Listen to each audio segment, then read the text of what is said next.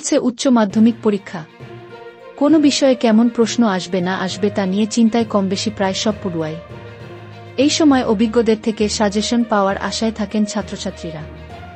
শেখা মাথায় রেখেই পরীক্ষার আগে স্পেশাল সাজেশন পর্ব নিয়ে এসেছিল দিদি নাম্বার 1।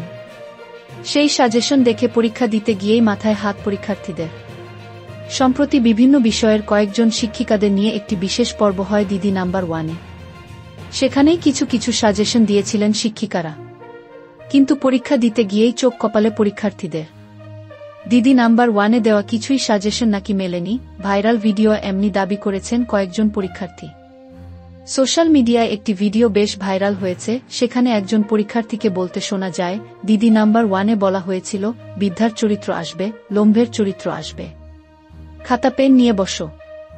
কিচ্ছু আসেনি।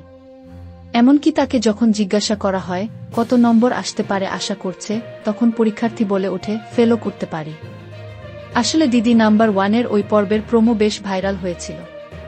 সেখানে ইংরেজি শিক্ষিকাকে বলতে শোনা গিয়েছিল, দ্য প্রপোজাল নামে একটি ইংরেজি ড্রামা থেকে লোম্ভের চরিত্রটি এবার আসবেই। অপরদিকে বাংলা শিক্ষিকা বলেছিলেন, এবার ভারতবর্ষ গল্পে বৃদ্ধার চরিত্র খুব গুরুত্বপূর্ণ, আসবেই। কিন্তু পরীক্ষায় নাকি একটাও আসেনি। এ নিয়েই ক্ষুব্ধ পরীক্ষার্থীদের একাংশ। ভিডিওটি ভাইরাল হতেই নেটিজেনরা মেতেছেন মশকরায়। কেউ বলছেন দিদি নাম্বার 1 দেখে পরীক্ষা দিতে গিয়েছে, তাকে মেডেল দেওয়া উচিত। আবার কেউ মজা করে লিখেছেন পরীক্ষার আগে এখন টিভি দেখতে দেওয়া হয়, আগে তো টিভি খুললেই বাবা মায়েরা। সব মিলিয়ে বেশ হাসি মশকরা চলছে দিদি নাম্বার 1-এর সাজেশন এবং এই ভাইরাল ভিডিও নিয়ে।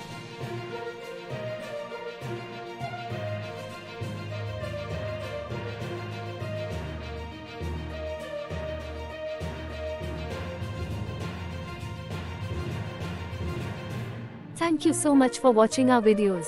Please do like, share, and subscribe our channel.